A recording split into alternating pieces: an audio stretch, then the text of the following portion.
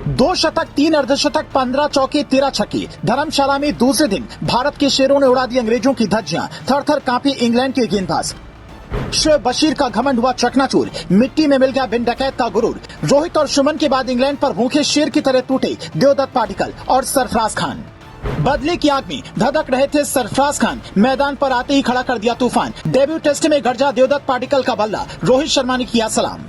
धर्मशाला में जब पहले दिन का खेल खत्म हुआ था तब टीम इंडिया का स्कोर 1 विकेट के नुकसान पर 135 रन था। इस स्कोर में यशस्वी जायसवाल के 57 रनों की तूफानी पारी शामिल थी। धर्मशाला टेस्ट के पहले दिन खेल खत्म होने के बाद शोएब बशीर सबसे ज्यादा चर्चा में थी। यशस्वी को आउट करने के बाद शोएब बशीर ने आंख दिखाकर जश्न मनाया। दूसरे छोर पर खड़े रोहित शर्मा की निगाहें बशीर पर ही थी। बशीर की इस हरकत में रोहित शर्मा आग बबूला थे। आंखों में अंगारे लेकर रोहित शर्मा और शुभमन गिल दूसरे दिन मैदान पर उतरे। दोनों बल्लेबाजों ने आते ही इंग्लैंड के गेंदबाजों को टारगेट करना शुरू कर दिया। दूसरे दिन पहले सेशन में रोहित और शुभमन ने तूफानी शतक ठोकर इंग्लैंड के गेंदबाजों का पसीना छुड़ा दिया। इंग्लैंड के गेंदबाज दूसरे दिन लंच तक विकेट लेने को तरस गए, लेकिन लंच के बाद इंग्लैंड को सांस में सांस आई। पहले बेन स्टोक्स ने कप्तान रोहित शर्मा को आउट किया, उसके बाद जेम्स एंडरसन ने शुभमन गिल को चलता कर दिया।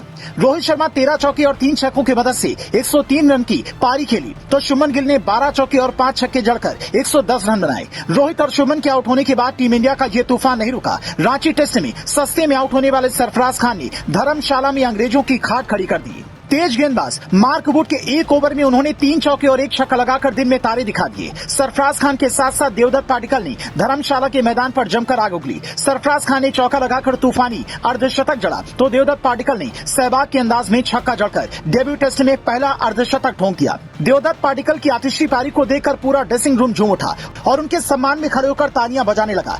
लेकिन ठीक चायकाल के बाद पहली ही गेंद पर शोएब बशीर ने सरफराज खान को आउट कर दिया और उसके कुछ ही देर बाद पाटिकल को भी आउट करके चलता किया। लेकिन अब तक ये दोनों बल्लेबाज अपना काम बाखूबी कर चुके थे। सरफराज खान ने 8 चौके और 1 छक्का जड़कर 56 रनों की पारी खेली, तो 65 रनों की पारी में देवदत्त पाटिकल ने भी 10 चौके और 1 छक्का जड़ा। इन दोनों के आउट होने के बाद टीम इंडिया लड़खड़ा गई। पहले रांची टेस्ट के हीरो रविंद्र जडेजा और ध्रुव जुरेल 15-15 रन बनाकर आउट हुए, तो बिना खाता खोले तुरंत बाद अश्विन भी चलते बने। 428 रन पर टीम इंडिया ने 8 विकेट गंवा दिए। लेकिन इसके बाद कुलदीप यादव ने पारी को संभाला और बुमराह के साथ मिलकर 450 रन के पार पहुंचा दिया। ये दोनों बल्लेबाज दूसरे दिन लास्ट सेशन में इंग्लैंड के गेंदबाजों के सामने चट्टान बनकर खड़े हो गए। टीम इंडिया की इस जोड़ी को तोड़ने में इंग्लैंड के गेंदबाजों के होश फाख्ता हो गए। आपको बता दें कि रांची टेस्ट की एक पारी में कुलदीप यादव ने 100 से ज्यादा गेंदों का सामना किया। कुछ ऐसा ही नजारा आज देखने को मिला। पहले इस यादव शेर ने अपनी फिरकी पर इंग्लैंड को नचाया था और अब उसके बाद अपनी बल्लेबाजी से इंग्लिश गेंदबाजों को पानी पिलाया। दूसरे दिन का खेल खत्म होने तक टीम इंडिया ने 8 विकेट के नुकसान पर 473 रन बना लिए हैं। कुलदीप यादव 27 और जसप्रीत बुमराह 19 रन बनाकर क्रीज में मौजूद हैं। पहली पारी टीम इंडिया ने 255 रनों से लीड ली है,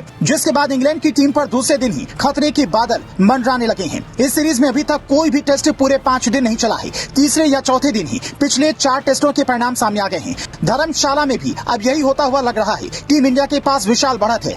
ऐसे में कोई दो राय नहीं होगी कि अगर इस टेस्ट को भारत एक पारी से जीत ले और इसका नतीजा भी तीसरे दिन ही क्रिकेट फैंस को मिल जाए। भारत की तरफ से धर्मशाला टेस्ट की पहली पारी में 2 शतक और 3 अर्धशतक आ चुके हैं और शुरुआत के 5 बल्लेबाजों ने ही ये कारनामा किया है। खैर, पूरी सीरीज में यह भी तय हो गया है कि बेसबॉल का खेल इंग्लैंड नहीं बल्कि भारत ने दिखाया है कि कैसे खेला जाता है।